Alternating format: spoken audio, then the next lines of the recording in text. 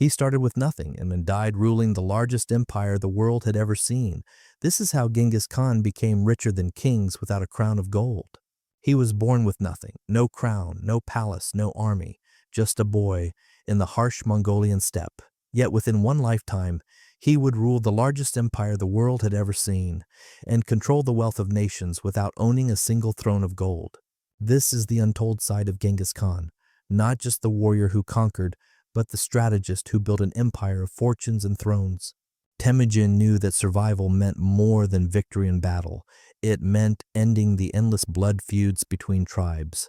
He forged marriage alliances with powerful clans, crushed his enemies without hesitation, and rewarded loyalty with gifts of livestock, land, and spoils of war.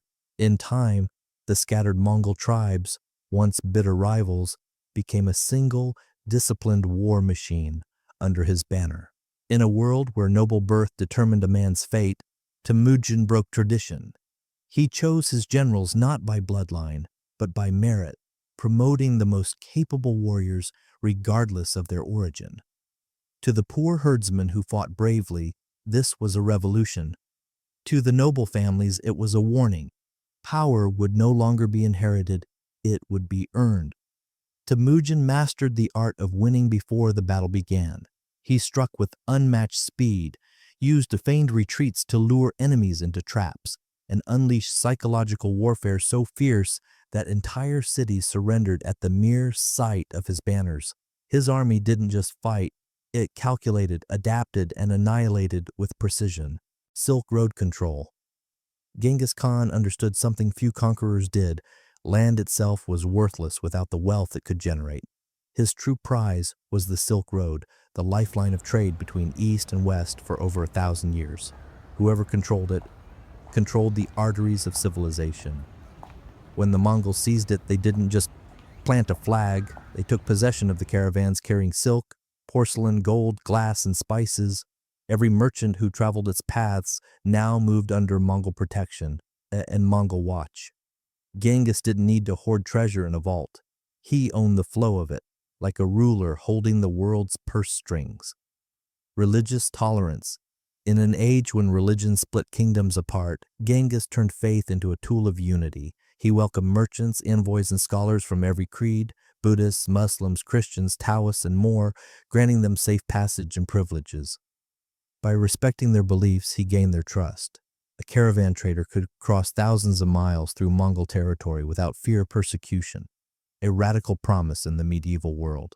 Diversity didn't fracture his empire, it fortified it, creating a web of loyal subjects bound not by blood, but by shared prosperity. The Yam system, speed, was Genghis Khan's invisible weapon. He created the Yam, a vast network of relay stations every 20 to 30 miles across his empire. At each station, fresh horses, food, and shelter awaited Mongol couriers. Messages and goods could now travel thousands of miles in mere weeks, a feat no rival power could match. This wasn't just convenience, it was control. Intelligence from the far corners of his empire flowed directly to his command tent. A rebellion, a price shift in the markets, or an enemy's movement could reach him before it even reached his enemies. Tax incentives. While other rulers bled merchants dry with heavy taxes, Genghis cut rates, a calculated move to keep commerce flowing. In return, traders provided him not only with revenue, but with priceless intelligence about distant lands, economies, and political rivalries. In this way, Genghis Khan became more than an emperor. He became an unseen partner in every deal between China and Europe, a silent shareholder in the fortunes of the known world. By the time of his death in 1227, Genghis Khan's empire stretched farther than any in history had before, from the frozen shores of the Sea of Japan to the grasslands of Hungary. It was not a patchwork of conquered states, but a continuous dominion, stitched together by roads, laws, and a single vision. The steppe-born warrior had become the ruler of a supercontinent. This was the dawn of what historians would later call the Pax Mongolica, the Mongol peace. Under the Khan's successors, the Silk Road thrived like never before.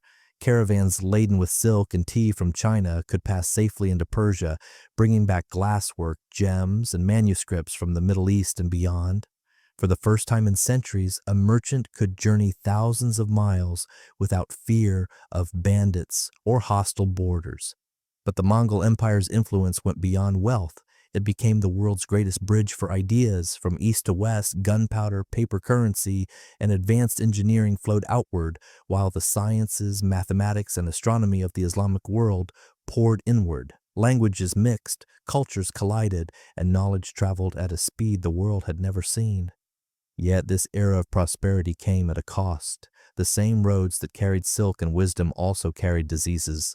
The Black Death, the most devastating plague in human history, spread along the Mongol trade routes, reminding the world that even the greatest empires cannot control everything. When Genghis Khan died in 1227, he left behind no grand tomb for pilgrims to visit, no towering monument for future generations to gaze upon. His burial place remains a mystery, lost somewhere in the vastness of the steppe. But his true legacy was never in stone.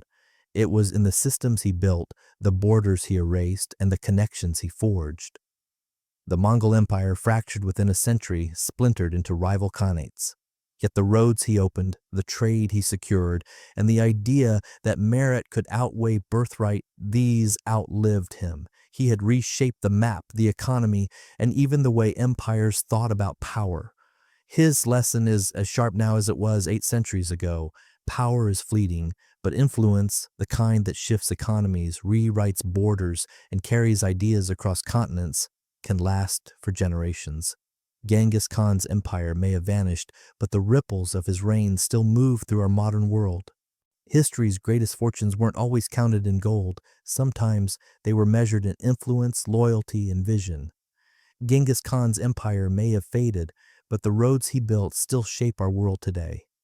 If you want more untold stories of wealth and power, hit subscribe, turn on the bell, and join me next time when we uncover another ruler whose rise was as unexpected as their downfall.